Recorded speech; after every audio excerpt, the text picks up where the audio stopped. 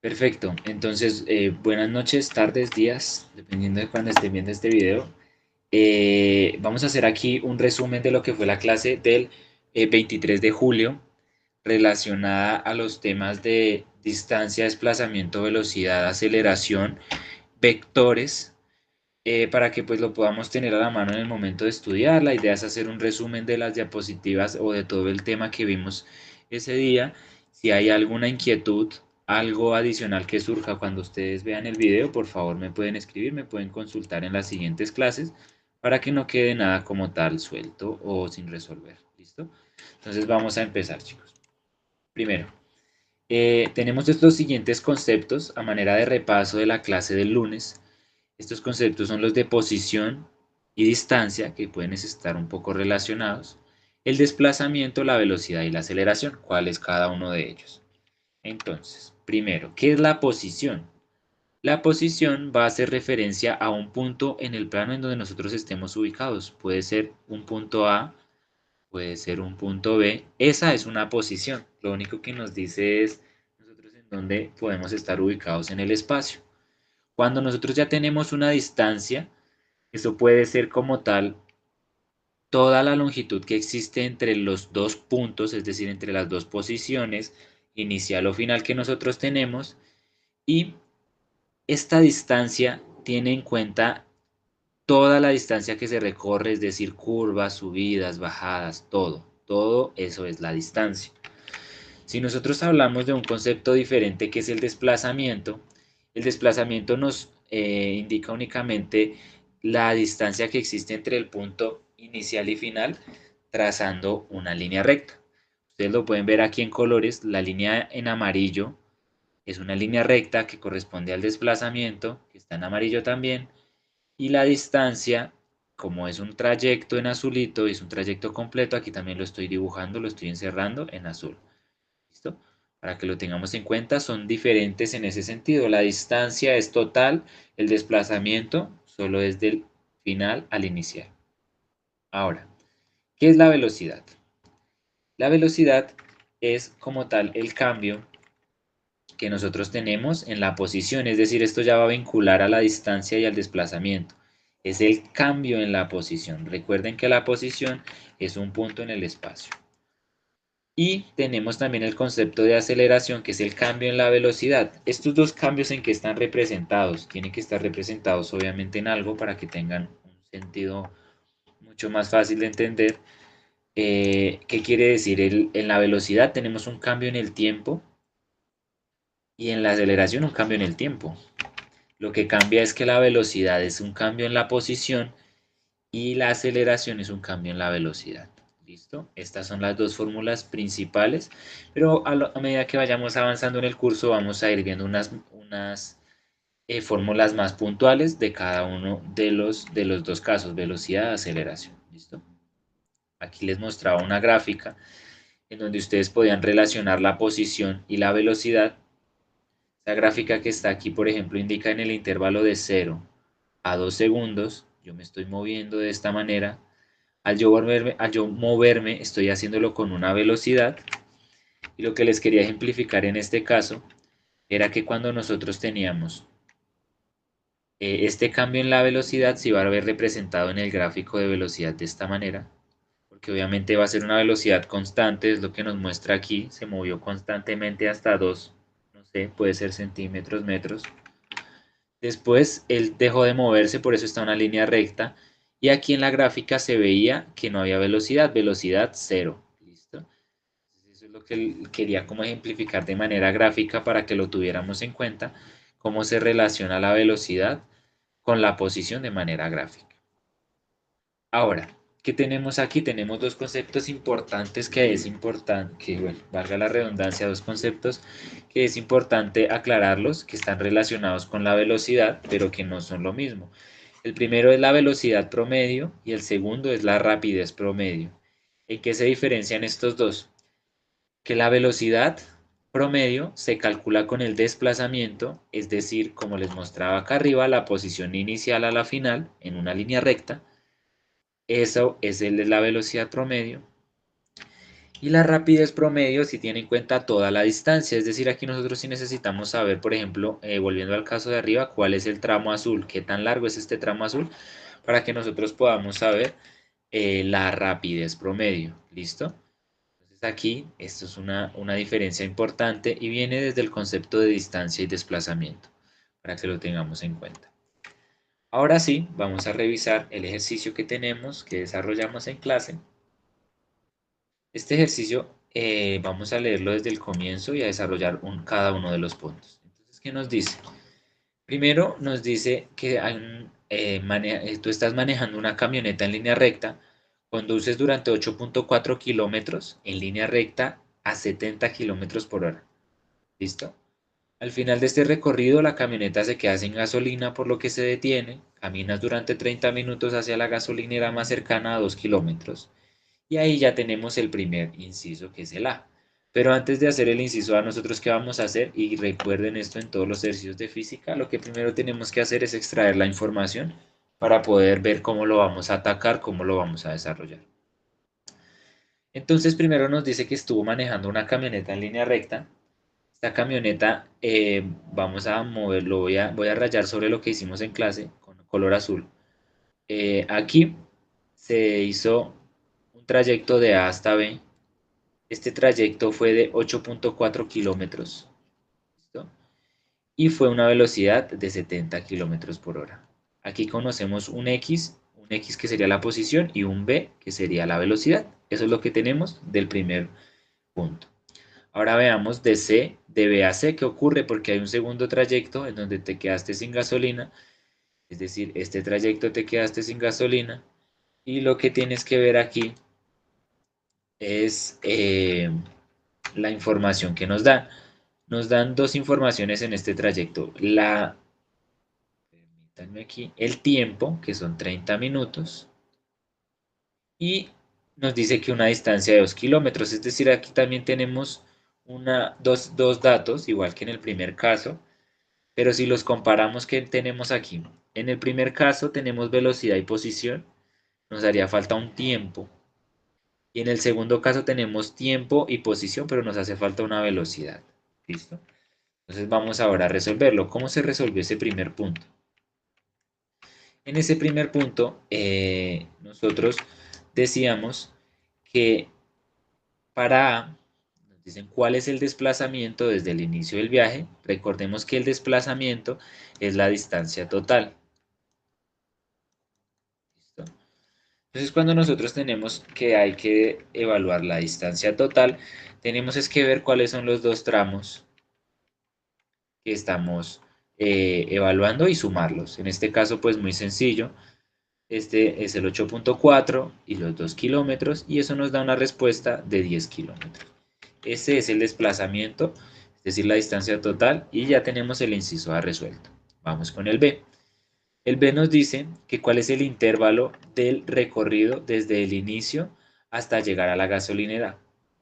Entonces, en este caso, ya nos están pidiendo algo más puntual, que es un intervalo de tiempo. Nosotros podemos ver que el intervalo de tiempo va desde el inicio, es decir, desde que tenemos aquí hasta llegar a la gasolinera, que es después de caminar, o sea, en C. Es decir, necesitamos todo el tiempo. Pero ustedes pueden ver que nosotros ya tenemos un tramo que nos dicen que es de 30 minutos. Nos haría falta calcular este tramo de acá. ¿Cómo lo calculamos? Hacemos uso de la fórmula de velocidad, que es igual a distancia sobre tiempo, que es igual a un delta X sobre un delta T. Y con esto nosotros podemos hacer un despeje muy sencillo, que es el despeje que se hizo acá. Es decir, pasamos el tiempo a multiplicar por la velocidad y luego despejamos el tiempo. ¿Listo? El tiempo sería igual a la distancia sobre la velocidad. Como nosotros aquí ya tenemos una distancia y una velocidad, lo único que hacemos es reemplazar los valores y eso nos da que ese tramo fueron 0.12 horas, es decir, este tramo de acá. ¿Qué nos queda por hacer? Como ya nos pidieron el tiempo total hasta la gasolinera, sumamos los tiempos.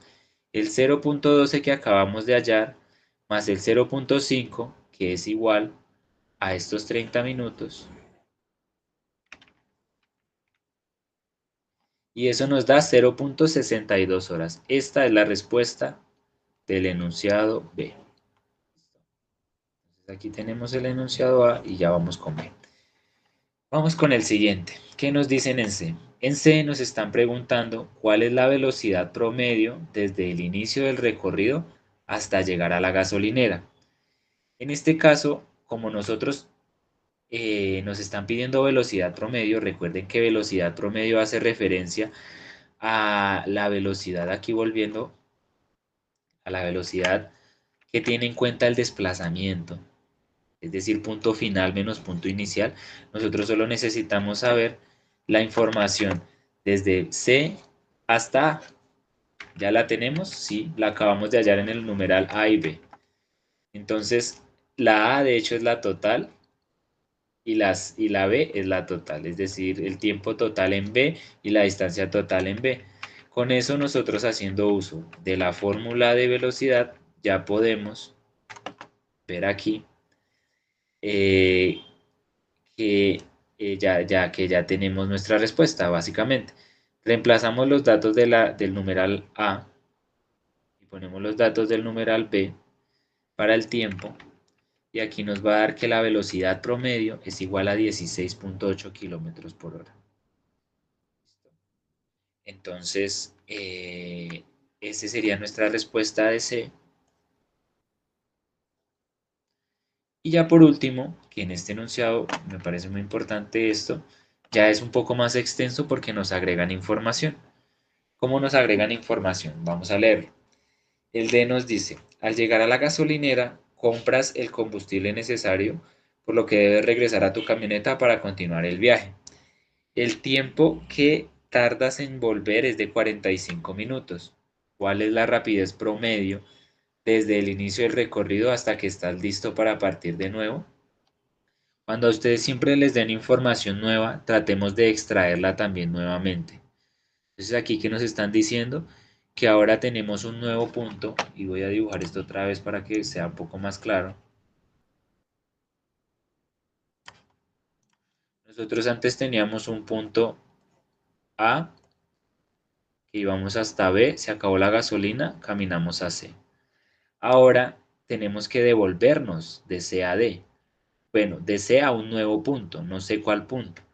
Ese punto coincidencialmente es el carro, que estaría aquí en B, es decir, que nosotros tenemos que hacer este trayecto, devolvernos. Vamos a llamar este punto D, como para que quede mucho más entendido en el ejercicio. Y esto, ¿cómo se traduciría? Que el tiempo de C a D es igual a 45 minutos. Y como arriba venimos trabajando en horas, pongamos esto en horas que serían 0.75 horas. ¿Ok? Entonces aquí lo que nosotros nos están pidiendo es la rapidez promedio. Rapidez promedio, recuerden que es la trayectoria total, distancia total. En que es importante este ejercicio de acá, en que nosotros, si por ejemplo, voy a mover aquí esta respuesta.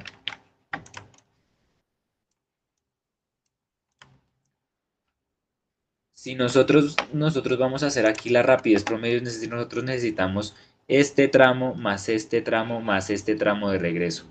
Esa es la rapidez promedio. Pero si nosotros nos confundimos y solo tenemos en cuenta el punto inicial y el punto final, estaríamos hallando la velocidad promedio que equivaldría a tener el punto final menos el inicial, solo me va a dar esta distancia. Y eso ya nos da un error porque no es lo que nos están pidiendo. Entonces, para que tengamos cuidado, para eso también es este ejemplo, para que lo validemos, para que tengamos en cuenta la diferencia entre la rapidez y la velocidad promedio nuevamente. Entonces, ¿qué se hizo aquí? Pues aquí lo que hicimos fue para la distancia, que sería lo que está acá.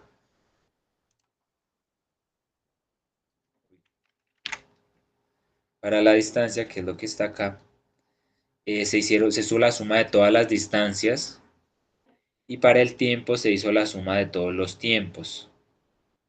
Se dividió con la fórmula y encontramos que la rapidez promedio, teniendo en cuenta distancia y tiempo total, es de 9.1 kilómetros. ¿Listo? Ese fue el ejercicio de repaso. de clase y vamos a entrar a un nuevo tema. Entonces, es este que tenemos aquí. Primero vimos los vectores. Los vectores que son, y hay dos conceptos que me parecen muy importantes de ver, que son estos dos de acá. La magnitud escalar y el vector. ¿Listo? Entonces, para que nos quede un poco más claro, la magnitud escalar literalmente nos hace referencia a cantidades, ¿sí? Estas cantidades no van a tener ninguna dirección, llamémoslo. Son únicamente cantidades. Y un ejemplo de que nosotros podamos cuantificar son las unidades más básicas del estudio. ¿Cuáles son esas? La masa, la longitud y el tiempo. Por ejemplo, usted la masa la puede medir de cantidad, pero usted no puede decir que la masa, tengo una masa hacia la izquierda, tengo una masa hacia la derecha, tengo una masa a tantos grados inclinada. No ocurre. Lo mismo con la longitud. Con la longitud es un caso particular porque ustedes podrían decir, no, pues yo estoy midiendo 10 metros hacia el norte. ¿Sí? Pero no va a ser el caso porque la longitud no hace referencia a esto, sino únicamente a esto, a los 10 metros. Esa es la longitud.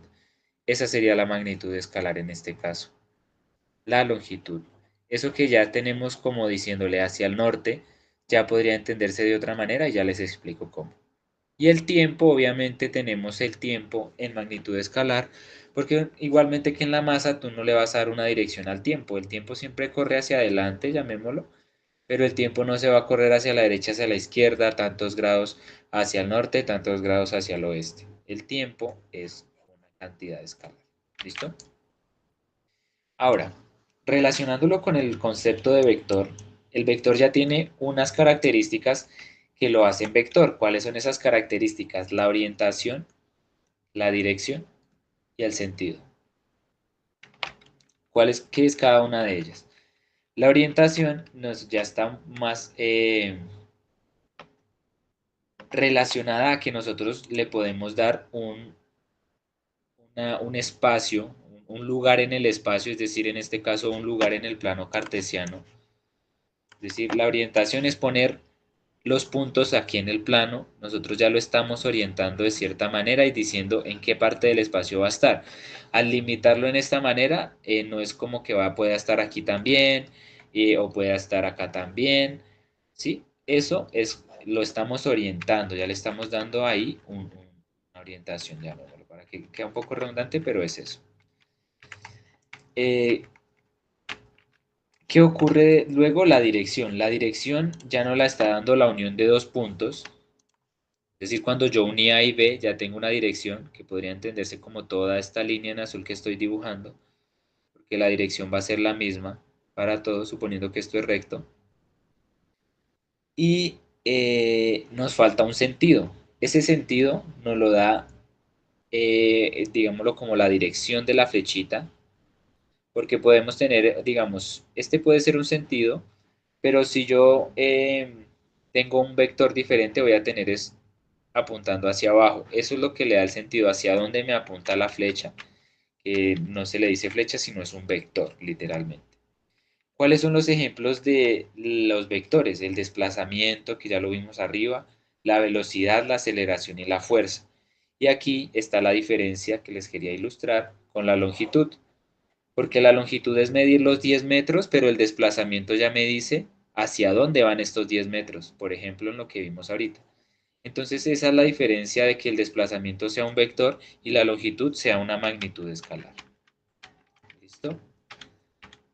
Ahora, veamos qué más tenemos por acá. Acá explicábamos lo que son las partes del vector. Entonces quedémonos con lo que está en este recuadrito que voy a dibujar aquí para explicarles un poco más del vector. Primero, ¿qué tenemos de un vector? De un vector tenemos un origen, es donde está la cola del vector, le dicen origen o la cola del vector. Segundo, tenemos una cabeza.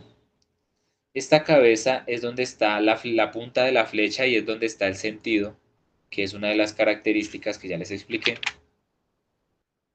Entonces, segundo, tenemos la cabeza que se relaciona con el sentido. Y tercero, tenemos una magnitud que está aquí pintada en verde.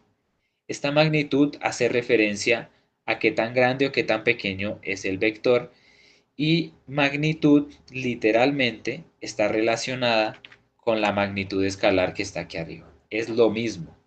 ¿Por qué es lo mismo? Porque volviendo al ejemplo de los 10 metros hacia el norte, esta magnitud, si mide 10 metros, es decir que este vector tiene la longitud, entre comillas, de los 10 metros. Está relacionado con esta magnitud. ¿Sí? Pero para que no se me confundan, voy a borrar esto y lo volvemos aquí a ejemplificar volviendo a los 10 metros. Entonces, a la magnitud se le dice magnitud, norma o módulo. ¿Listo? Son los mismos nombres.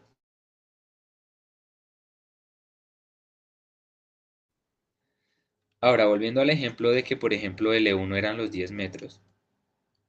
La magnitud es importante porque si, por ejemplo, este vector que ustedes ven más pequeñito acá, este vector es más pequeño porque obviamente la magnitud es más pequeña.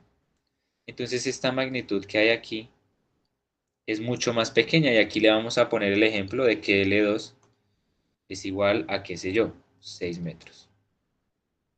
Pero tiene que verse esto en los planos, en los planos cartesianos, porque evidentemente la magnitud es proporcional, es directa, entonces si esto mide 10, esto mide 6 y así tiene que estar dibujado, porque pues eso es lo que representan los vectores. ¿Listo? Aquí, para que viéramos un poco más la diferencia de lo que es rapidez y velocidad, que se los explicaba en las fórmulas de aquí atrás, hacemos esta comparativa. Parece muy importante que la veamos. ¿Listo? Entonces, primero, acá a la izquierda tenemos la fórmula de rapidez, que es la distancia total. Y aquí tenemos la de velocidad, que es la distancia desde el inicio hasta el final. ¿Qué ocurre? Que cuando nosotros medimos la distancia total para hacer la rapidez, nosotros estamos teniendo cualquier trayectoria en cuenta, ¿sí? Podríamos decir que esto no tiene una dirección definida, pero sí nos importa la cantidad total. Esto al ser una cantidad total se podría entender como una magnitud y no le podemos dar de por sí una dirección a esto porque tiene, entre comillas, muchas direcciones. Entre comillas, lo que nos importa es una magnitud. ¿Listo? En la velocidad nosotros tenemos una dirección. ¿Por qué? Porque al nosotros ir de A hasta B trazamos una línea recta y aquí ya podemos darle una dirección a una línea recta. Esto es mucho más fácil. Entonces podríamos decir que esto es una distancia direccionada más o menos y esto al tener una dirección, sentido y al orientarlo se nos convierte en un vector. Es decir que la velocidad promedio es igual a un vector sobre el tiempo y la rapidez promedio es igual a una magnitud sobre el tiempo. Eso en pocas palabras se traduce en que la velocidad promedio es un vector, la velocidad promedio es un vector y la rapidez promedio una magnitud. Y es una de las diferencias más importantes en física, porque a esto usted le puede dar dirección, pero esto únicamente es una magnitud. Inclusive, si alguien lo llega a ver en enunciados en inglés, esto lo conocen como speed y esto lo conocen como velocity. ¿Listo? Entonces, de aquí inclusive también vienen las letras que ustedes ven acá, para que lo tengan en cuenta. Listo, chicos. Ahora, aquí les dejaba una resumen de propiedades. No voy a adentrar mucho en esto, pero sí es importante que recordemos las propiedades aritméticas, la asociativa, conmutativa y distributiva, porque estos tres conceptos salen bastante, no de manera puntual en una pregunta, pero sí les va a ayudar a reducir tiempo en una pregunta, lo que es el orden de los factores no altera el producto, que sería la conmutativa. Por ejemplo, la asociativa, que dependiendo, no importa ustedes cómo asocien las cosas en una multiplicación, el resultado es el mismo. Y en la distributiva, romper paréntesis, como llamamos casualmente en matemáticas. Romper los paréntesis, que es distribuir el a todo lo que está dentro del paréntesis. Y también les dejo por acá lo que tiene que ver con factorización, Para que tengan muy en claro, sobre todo lo que les resalto con flechitas verdes, que son las propiedades asociadas a lo cuadrático, para que lo estudien, que por ejemplo la primera es la diferencia de cuadrados perfectos y las segundas pueden ser resueltas con ecuaciones cuadráticas, que posiblemente lo vean en su curso de matemáticas con quemando neuronas. ¿Listo? Y estas últimas tres que son menos comunes, pero pues también ténganlas en cuenta porque uno nunca está seguro de lo que pueda salir, que son como las cúbicas, las factorizaciones cúbicas más comunes. ¿Listo? Entonces, por favor, tened en cuenta en esto, también se los dejo acá para que lo repase. Siguiendo con nuestro repaso, vimos aquí lo que son las relaciones trigonométricas. En estas relaciones trigonométricas, importantísimo tener en cuenta que el seno de un ángulo es igual al cateto opuesto sobre la hipotenusa, que el coseno es igual al cateto adyacente sobre la hipotenusa y la tangente es el cateto opuesto sobre el cateto adyacente. ¿Esto de dónde viene? Esto viene de la construcción de un círculo, este círculo de radio igual a 1. Este círculo igual a 1 se les ocurrió poner el ángulo en esta manera como lo vemos acá. Acá está el alfa.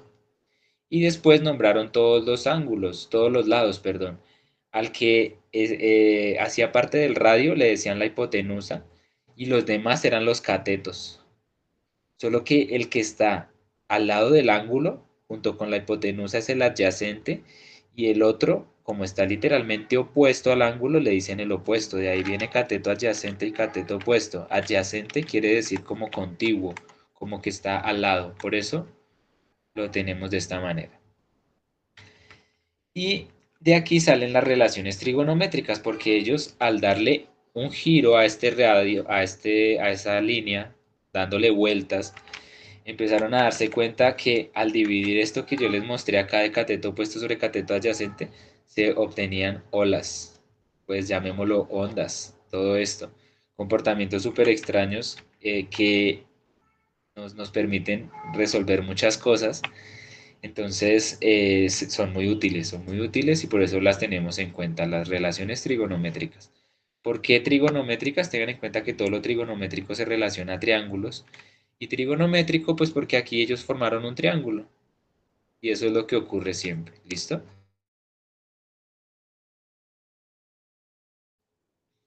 Listo. Ahora, aquí les dejé esta frase importante que es el SOHCAHTOA. El SOHCAHTOA hace referencia a la S de seno, la O de cateto opuesto, la H de hipotenusa y la A de adyacente. ¿Cómo se traduce el SOHCAHTOA? El SOHCAHTOA significa, esa parte que está en rojo significa el seno de un ángulo es igual al cateto opuesto sobre el cateto adyacente. Eh, el coseno de un ángulo, ya en la parte azul, es igual al cateto adyacente sobre el cateto opuesto. Y la tangente, pasando a la parte verde, es igual al cateto opuesto sobre el cateto adyacente. ¿Listo? El SOHCAHTOA, si se aprenden esta frase, también se aprendieron esto de inmediato. SOHCAHTOA. Súper. Ahora, les dejé estos ángulos aquí, que son ángulos comunes que son de estas relaciones trigonométricas para que los puedan estudiar si quieren. En algunos casos, eso es bueno aprendérselos, que son los ángulos comunes, es decir, 0, 30, 45, 60, 90 y 180. ¿Cuáles son los más importantes para que se los aprendan y los más fáciles? El de 180, el de... Estos son los más fáciles, el de 180, el de 90 y el de 0 grados. Los otros tienen ahí algunas cositas, pero pues también es bueno que los tengamos de pronto presentes.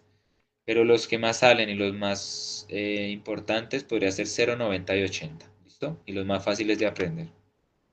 Ahora, recordábamos que era el teorema de Pitágoras, algo muy sencillo. Recordemos que el teorema de Pitágoras únicamente aplica para triángulos rectángulos, que son triángulos que tienen un ángulo de 90 grados. Si no es rectángulo, esto no aplica. ¿Y esto qué nos indica? Que la hipotenusa al cuadrado es igual al cateto opuesto al cuadrado sobre el cateto adyacente. Entonces, por favor, solo ángulos, perdón, triángulos rectángulos únicamente. ¿Listo? Y les dejaba el teorema de los senos y los cosenos. Estos sí funcionan para cualquier tipo de triángulos. Los voy a dejar aquí anotado. Cualquier triángulo. Y la condición es que ustedes necesitan al menos conocer para este de acá eh, dos lados o la relación es dos lados y un ángulo o dos ángulos y un lado. Con esto ustedes pueden resolver, encontrar lo que le haga falta al triángulo. Obviamente estos tienen que estar relacionados. Es decir, si yo tengo dos lados y un ángulo, pues tienen que ser de un conjunto. Es decir, de un conjunto hablando de esta manera. No puede ser que yo tenga dos lados, es decir, A y C, y el ángulo que tengo es de B. Así no funciona. Tiene que hacerse en conjuntos. Es decir, yo tengo que tener la información de A o B, tener la información de B o C, por ejemplo, o tener la información, aquí en rojito, de A y de C, para que las cosas funcionen. ¿Listo? Esto en la relación de senos.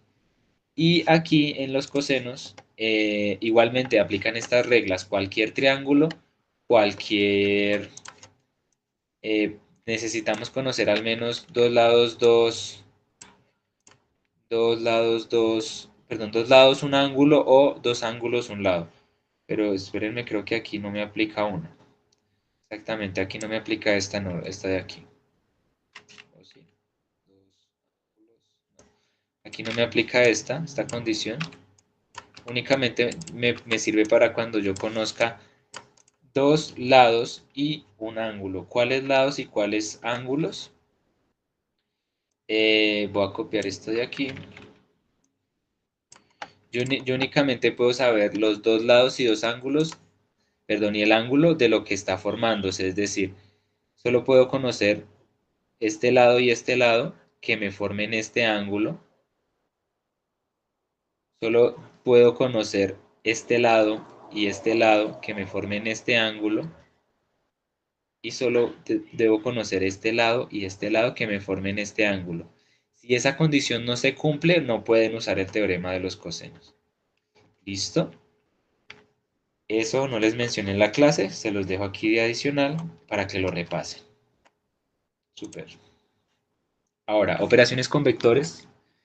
¿Y qué son las operaciones con vectores? Entonces, operaciones con vectores tenemos tres fundamentales. ¿Cuáles son las operaciones con vectores? La suma, la resta y la multiplicación por un escalar. ¿Listo? Entonces vamos a ver una de ellas. Solo quería que las conocieran, que son tres. ¿Y qué dice cada una de esas?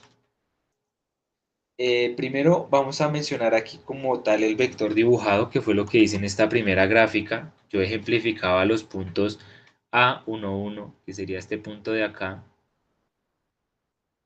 y el punto B, que es 4, 5, que sería punto B, el punto B.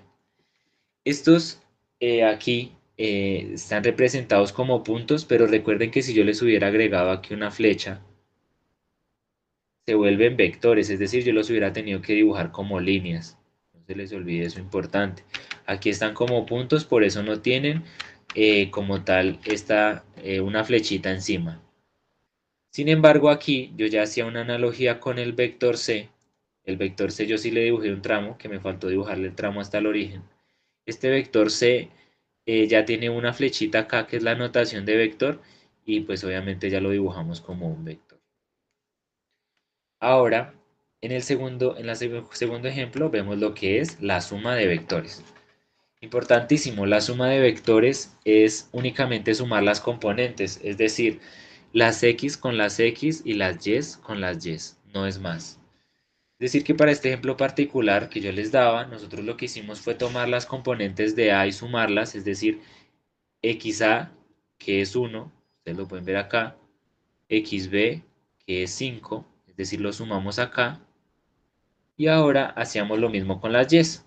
Ya, que es 2, nosotros lo tenemos aquí, más YB, que es 4, y nosotros lo tenemos acá.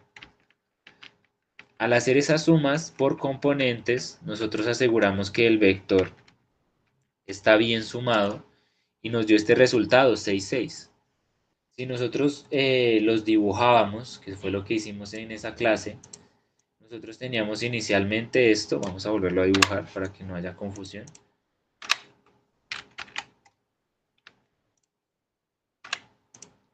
Primero yo ubicaba los vectores A y B. Entonces A es 1, 2, ¿qué es esto? Bueno, de pronto un poquito mejor dibujado. A1, 2 es esto y B es esto. Hay una regla muy importante antes de pasar a explicarlo gráficamente, que es la regla del paralelogramo, que la tenemos acá. Esta regla es muy útil para la suma de vectores porque nos permite hacerlo de manera gráfica muy fácil. Y la idea es construir un paralelogramo, que es literalmente lo que nosotros tenemos aquí en esta foto que les muestro, que es como una caja, y como si esa caja le hubieran metido una doblada y quedó como una forma así. Eso es un paralelogramo. Entonces, para construir el paralelogramo de manera visual, nosotros lo que hacemos es coger cualquiera de los dos vectores, en la suma no importa cuál vector, y lo vamos a arrastrar. Vamos a arrastrar el vector. Si quieren hago una copia aquí.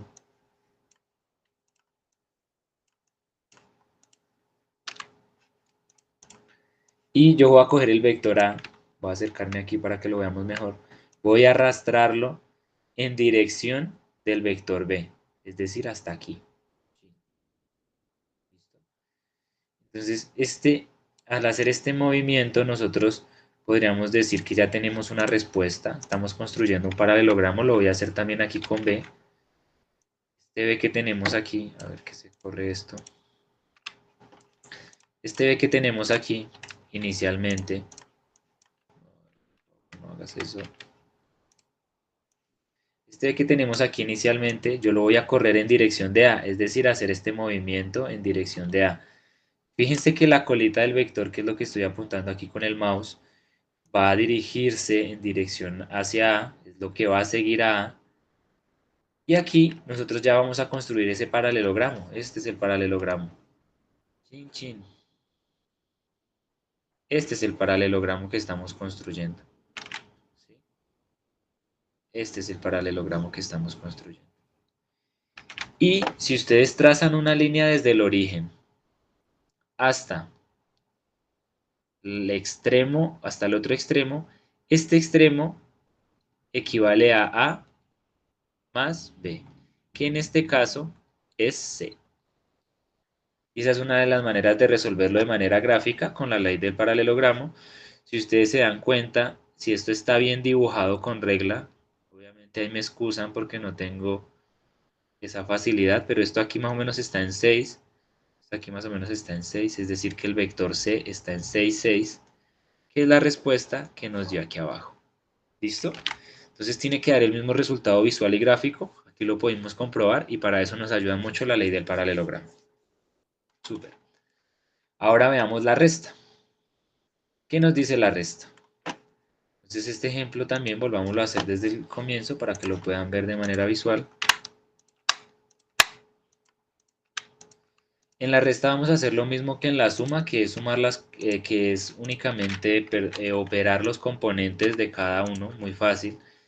Es decir, trayendo los vectores de arriba, vamos a coger si es x menos a, esto es muy importante el orden, tengan en cuenta que esto es x menos a, si fuera b menos a sería algo completamente diferente, porque obviamente la resta sí nos cambia muchos signos.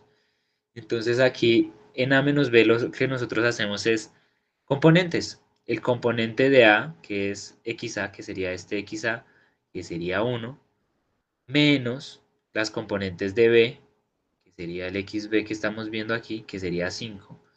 Sería 1 menos 5. Eso mismo lo vamos a hacer con las y, es decir, 2 menos 4. Y operamos. Esa operación nos dio el vector d, que sería menos 4 menos 2. este vector que tenemos acá. Ahora, para que lo podamos hacer de manera visual, un poco más sencillo, nosotros ¿qué tenemos que hacer en una resta de vectores? Entonces, al tener el vector a menos b, que sería esta cosita de acá, nosotros vamos a ubicar una metodología que no les dije ayer tampoco y que la recuerdo ahora que estoy grabando esta clase, es que nosotros vamos a poner la cabeza del vector en donde está la cabeza del primer número del primer vector, que sería a. Es decir, si a está al comienzo, nosotros ponemos la cabecita del vector acá. ¿Listo? Déjenme a ver si me aplica aquí. No quiero tampoco confundirlos con eso que les voy a decir. Entonces, más bien, hagámoslo directamente aquí y evitamos confusiones. Entonces, este sería el vector A.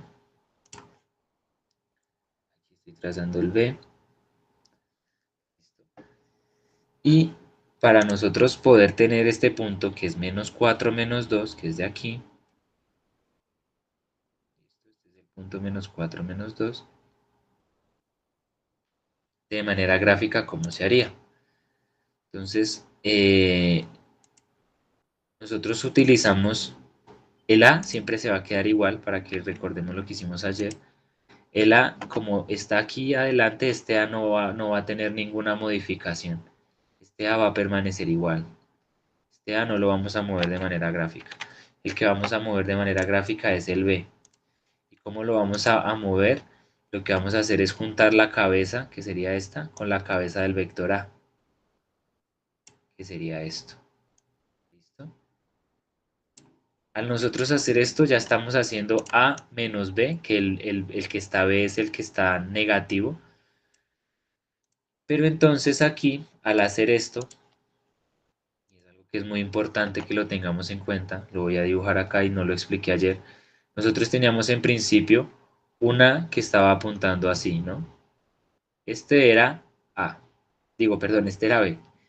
Ahora aquí recuerden que nosotros tenemos menos B. Y tener menos B es cambiar el sentido de esta flechita. Recordemos eso, es muy importante. Cuando ustedes le meten un negativo al vector, el vector va a cambiar de sentido. ¿Listo? Que lo vamos a ver ahorita con las operaciones por un escalar. Entonces esto es menos B. Significa que este vector, aquí yo les dije que supuestamente estará la cabeza, pero no, eso es mentira. El vector ahora tiene la cabeza acá. ¿Listo? Entonces eso es menos B. Y si ustedes trazan la línea, aquí, chiquitín, chiquitín, les va a dar el vector D. Y les coincide. Obviamente tiene que coincidir lo gráfico con lo matemático. ¿Listo? Entonces, súper. Creo que quedó mucho mejor acá. ¿Se entiende? Cualquier duda igual me preguntan. Siento que estoy explicando un poco más rápido porque ya tengo la facilidad de que tenía todo escrito.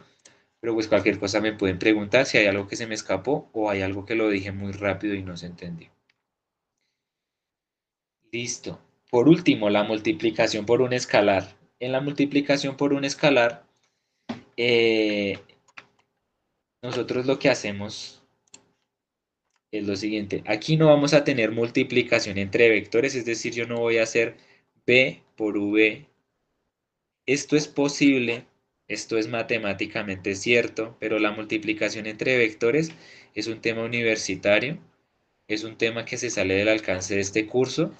Si alguien quiere clases de estas, pueden decir, no mentiras, pero es un alcance muy diferente. Esto de vectores ya no lo vamos a tocar aquí y no lo van a requerir para el examen preunal. Vamos a hacer solo la multiplicación por un escalar, que es multiplicar un vector por un número cualquiera, ¿no? Un número en magnitud, ya lo vimos, recuerden arriba lo que era una magnitud escalar, ¿listo? Entonces esto es lo único que vamos a ver acá y vamos a ver tres casitos, los casitos pues, que nos generalizan todo. El primer caso, cuando el número es mayor a 1. Cuando este número es mayor a 1, es decir, cuando yo tengo la operación de un vector por un número que es mayor a 1, yo voy a obtener un vector que tiene la misma dirección y el mismo sentido, pero únicamente es un vector más grande. Eso es lo único que cambia. un vector más grande, más largo. ¿Listo? Entonces, misma dirección,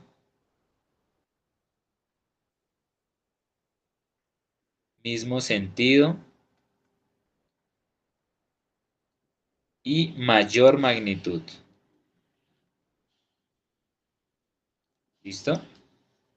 Ahora el segundo caso. El segundo caso es cuando lo que tenemos aquí, nuestro escalar, es menor que uno, es decir, cuando D es menor que, perdón, que sí que uno. No mentiras, que cero. Este es menor que cero. ¿Por qué es menor que cero?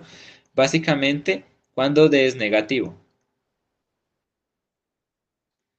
Cuando D es negativo y lo multiplicamos por un vector, tenemos misma dirección, ¿cierto? Porque recuerden que la dirección es toda la proyección que hace el vector. Esa dirección no ha cambiado. ¿Qué si nos cambió? Y lo vimos también en la resta, cuando lo multiplicamos por un negativo, cambia el sentido y la magnitud va a depender de si este D es un número menor o mayor a uno, ¿no? Que es el caso que tenemos acá arriba. Si es mayor a uno aumenta, si es menor a uno disminuye. Y el último casito, que es cuando el escalar es menor a uno, lo que ocurre es que tenemos un vector que nos va a reducir. Es decir, tenemos misma dirección, mismo sentido y menor magnitud, porque se hizo más pequeño. ¿Listo? Entonces es el vector u, pero mucho más chiquitico. Es un vector más reducido porque puede ser que yo lo multiplique este vector, por ejemplo, por 0,3. Y al multiplicarlo por 0,3, este vector se me hizo un 0,3 veces el vector inicial. O sea, lo redujimos bastante. ¿Listo? Eso es lo que quiere decir esa tercera parte. ¿Cómo se traduce la multiplicación por un escalar? Y es lo que tenemos acá. Muy sencillo. Suponiendo que este es mi vector u y d es un escalar, la multiplicación aplica a cada una de las componentes, es decir, el escalar por x y el escalar por las componentes de y. Muy sencillo, igual que las operaciones anteriores. ¿Listo? Es hacer lo mismo. Y aquí pues veíamos un ejemplo. Este ejemplito que está acá está por colores. No voy a entrar mucho en el ejemplo, pero pues sí lo podemos revisar con los colores de manera más detallada. Nuestro vector inicial era u, que lo tengo dibujado aquí en azul. Si yo le hago un zoom a la gráfica, era... No, de hecho creo que sí va a ser confuso, los voy a dibujar otra vez todos. Borremos esto.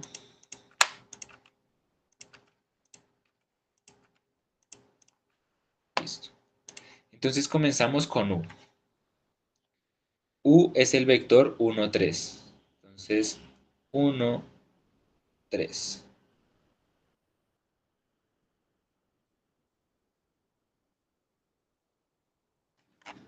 Entonces, este es el vector u. No olviden siempre tener la flechita arriba. Listo. Ese es el vector u. Para este vector u en el primer punto, lo que nosotros hicimos fue multiplicarlo por un escalar d. Ese escalar d era igual a 2. Ese escalar d igual a 2 lo multiplicamos por cada una de las componentes de x, cada una de las componentes de y nos da el vector 2, 6. El vector 2, 6 estaría más o menos por acá. Este sería el vector w, vector w.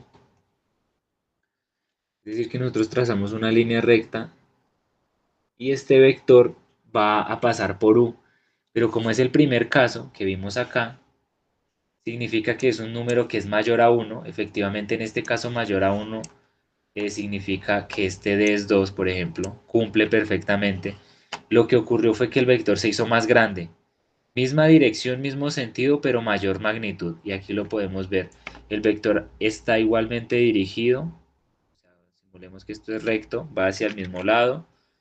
Eh, las flechas están apuntando hacia el mismo lado y es muy importante que el vector se alargó. En este caso se duplicó porque ya tenemos que fue por 2.